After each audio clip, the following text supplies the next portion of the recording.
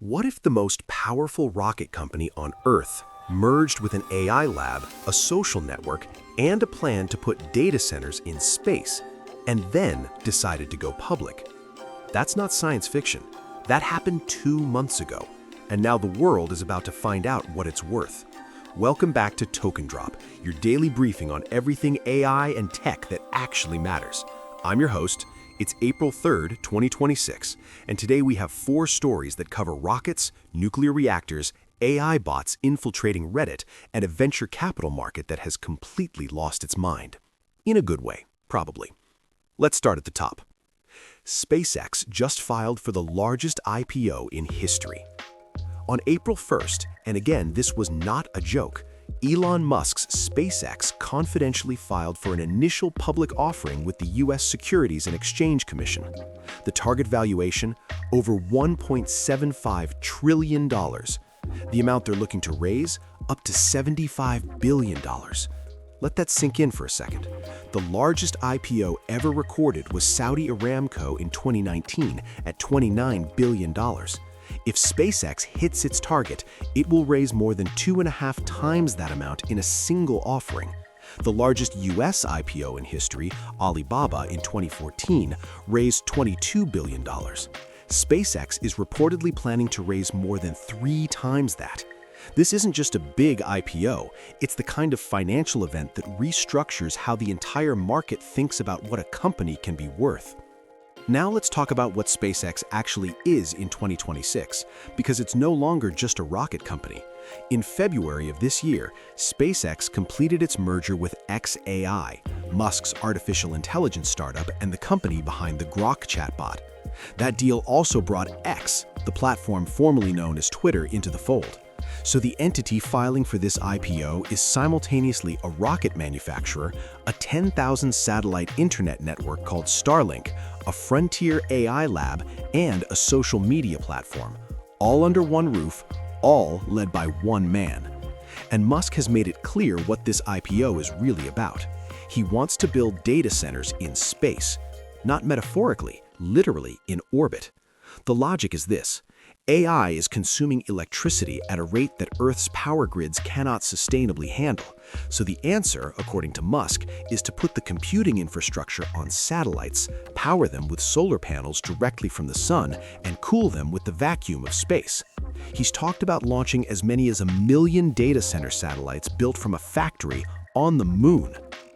Analysts are calling the combined entity the Muskonomy, an interconnected empire of rockets, AI, satellites, defense contracts, and social media, all designed to build toward what Musk describes as the most powerful artificial intelligence ever created, trained on proprietary real-world data that no competitor can replicate. The company has lined up 21 banks to manage the offering, internally codenamed Project Apex. A June listing is reportedly on the table. If it goes through, Musk will become the first person in history to simultaneously lead 2 publicly traded companies, each worth over $1 trillion, SpaceX and Tesla. On Reddit, the reaction is exactly what you'd expect. Half the finance community is losing their mind trying to figure out how retail investors can get in. The company is apparently considering allocating up to 30% of shares to the public. The other half is asking a simpler question. Is this thing actually profitable? We'll find out when the public filing drops, and when it does, Token Drop will be the first place you hear about it. If you're watching this and you haven't subscribed yet, what are you waiting for? Hit that button right now and share this with someone who follows the markets. We keep going. Welcome back. Part 1 was about the biggest financial event in tech history. Part 2 is about 2 stories that are quietly reshaping the foundations of the AI industry. One physical, one social, and both of them are more alarming than they might first appear. AI is so hungry for power that we're building new nuclear reactors for it. Here's a number that doesn't get talked about enough: 200 terawatt hours. That's how much additional electricity AI data centers are projected to need by 2030. To put that in perspective, it's roughly equivalent to the entire annual electricity consumption of Japan, and it needs to come from somewhere. The big three, Microsoft, Amazon, and Google, have all signed nuclear power agreements over the past year. But here's the problem. The reactors those deals depend on don't exist yet at commercial scale. Traditional nuclear plants take a decade or more to build. The AI boom doesn't have a decade to wait. That's the gap that a 27-year-old startup founder named Isaiah Taylor is trying to fill.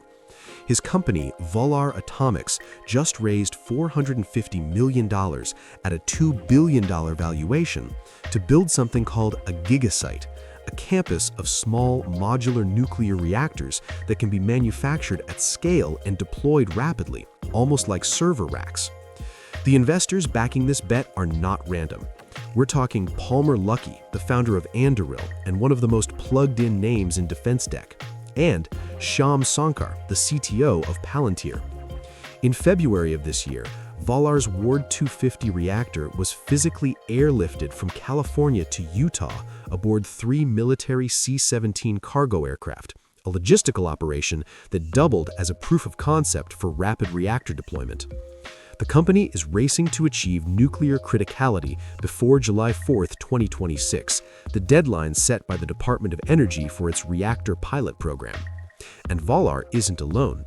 A competitor called Allo Atomics has already used Microsoft's generative AI tools to cut its nuclear licensing process by 92%, saving roughly $80 million a year. Their goal is to build reactors the way data centers build server racks: standardized, repeatable, scalable. One new nuclear reactor installed every few weeks. Now, to be clear, there are serious questions about Volar specifically. Nuclear engineers have raised red flags about the company's claims. The founder's background is in software and auto repair, not nuclear physics. He sued the Nuclear Regulatory Commission, arguing its safety rules are too restrictive, and a detailed investigation by Mother Jones raised significant concerns about the company's technical capabilities. But here's the bigger picture that matters for the AI industry. Whether Volar delivers or not, the problem it's trying to solve is real and urgent. The AI boom has created an energy crisis, and the industry is now betting on nuclear, the most complex and capital-intensive form of energy generation on the planet, as the only viable path forward. The fact that this is where we are just a few years after ChatGPT launched tells you everything about the scale of what's happening. On Reddit, r/energy and r/futurology are split right down the middle. One camp says nuclear is the only honest answer. The other points out that we've been 5 years away from viable small modular reactors for the last 30 years. The debate is heated, and it's going to get louder.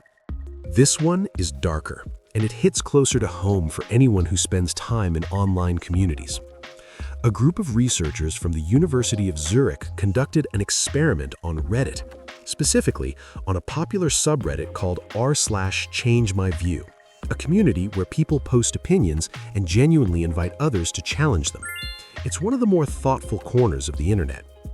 The researchers deployed AI bots that posed as real human users, not just generic bots, fully developed personas. One claimed to be a rape survivor, another identified as a black man who opposed the Black Lives Matter movement. A third posed as a trauma counselor specializing in abuse. These were not simple scripts. These were sophisticated, convincing AI-generated identities designed to build trust and then use that trust to shift people's actual opinions on real emotionally charged issues. The bots left more than 1,000 comments, and the users engaging with them had absolutely no idea they were talking to a machine. When Reddit discovered what had happened, its chief legal officer called the experiment improper and highly unethical. The platform is now considering legal action against the university. The bots' accounts have been banned. The researchers have decided not to publish their findings. But here's the part that doesn't go away just because the experiment ended. It worked. The bots were effective at changing people's minds, and the only reason we know about it is because the researchers got caught. This story is landing at a particularly sensitive moment because Reddit is positioning itself as the last major platform that guarantees human-generated content, the antidote to what Satya Nadella dismissively called AI slop. The platform's entire value proposition in 2026 is authenticity, and this experiment just demonstrated how fragile that authenticity actually is. On Reddit itself, the reaction was predictable and completely understandable. The r/ChangeMyView community wrote that their subreddit is a decidedly human space. People posting there expect to be talking to other people, not to machines programmed to exploit their empathy. The broader question the community is now asking, and that the entire internet needs to answer, is simple. How do you know who you're actually talking to anymore? Welcome to Part 3. We've covered a rocket company filing for the biggest IPO in history. We've covered nuclear reactors being airlifted across the country to power AI. We've covered AI bots manipulating real people in online communities without their knowledge. Now let's talk about money. Specifically, the almost incomprehensible amount of money that is flowing into AI right now, and what it actually means. In the first quarter of 2026, global venture capital investment hit $297 billion. That is a 150% increase compared to the same period last year. In 3 months, in 1 quarter. And 81% of that capital went to AI startups. Just 4 companies captured 64% of the total. But even those numbers don't fully capture how extreme this concentration has become. February 2026 alone became the single largest month of startup funding ever recorded in history, $189 billion in 30 days, and 83% of that came from just 3 deals. OpenAI's $110 billion round, Anthropic's $30 billion round, and Waymo's $16 billion round. Think about what that means structurally. In February, 3 companies absorbed more venture capital in 1 month than the entire global VC market typically deploys in a year. The AI funding machine is not just large, it is concentrating power and capital at a rate that has no historical precedent. Here's where it gets even more interesting, and for some people, more alarming. At the seed and early stage level, AI startups are now commanding valuations that would have seemed absurd 18 months ago. A founding team with a few ex-OpenAI engineers, no product, and a pitch deck is routinely raising $10 million at a $40 to $45 million post-money valuation.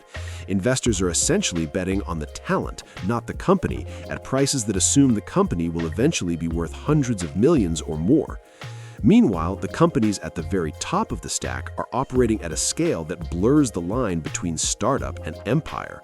OpenAI is generating over $2 billion in revenue every single month. Anthropic is approaching $19 billion in annualized revenue. These are not moonshot experiments anymore. They are, right now, among the fastest-growing software businesses in the history of the technology industry. But the cracks are showing too. OpenAI is projected to lose $14 billion in 2026 alone. The cumulative losses through 2029 are expected to reach $115 billion. Profitability isn't forecast until sometime in the 2030s, and yet the capital keeps coming. On Reddit, the financial communities are having a very loud argument about whether any of this is rational. r/Wall Street Bets is comparing it to the dot-com bubble of 2000. r/Investing is more nuanced, pointing out that unlike 2000, the revenue here is real and growing fast. The counter-argument is that valuations have disconnected from fundamentals so completely that even a real growing business can be catastrophically overpriced. The honest answer is that nobody knows. What we do know is this: the amount of money flowing into AI right now is not just funding companies, it is funding an entire new technological order, a restructuring of the global economy around artificial intelligence as its central organizing principle. And the pace of that restructuring is accelerating, not slowing down. The question isn't whether AI will change everything. At this point, that's settled. The question is whether the people writing the checks have any real idea of what they're building, and whether the rest of us will be ready for what comes next. So, that's your token drop for April 3rd. Here's the recap. SpaceX confidentially filed for the largest IPO in history, targeting a $1.75 trillion valuation and a June listing that could raise $75 billion. The combined SpaceX xAI entity now includes rockets, Starlink, Grok, and a plan to build data centers in orbit. Valor Atomics raised $450 million to build small nuclear reactors for AI data centers, airlifting a prototype across the country aboard military aircraft, because the energy demands of AI have officially outgrown the power grid. Researchers from the University of Zurich deployed AI bots with fake identities on Reddit to manipulate real users' opinions, and it worked. The internet is asking a question it can't easily answer. How do you know who's actually human anymore? And global venture capital investment hit $297 billion in a single quarter, with AI swallowing 81% of it. February alone set the single largest monthly funding record in history, driven almost entirely by 3 companies. The AI industry has never moved faster, the money has never been bigger, and the stakes have never been higher. Stay sharp, stay skeptical, and stay subscribed to Token Drop. We'll see you tomorrow.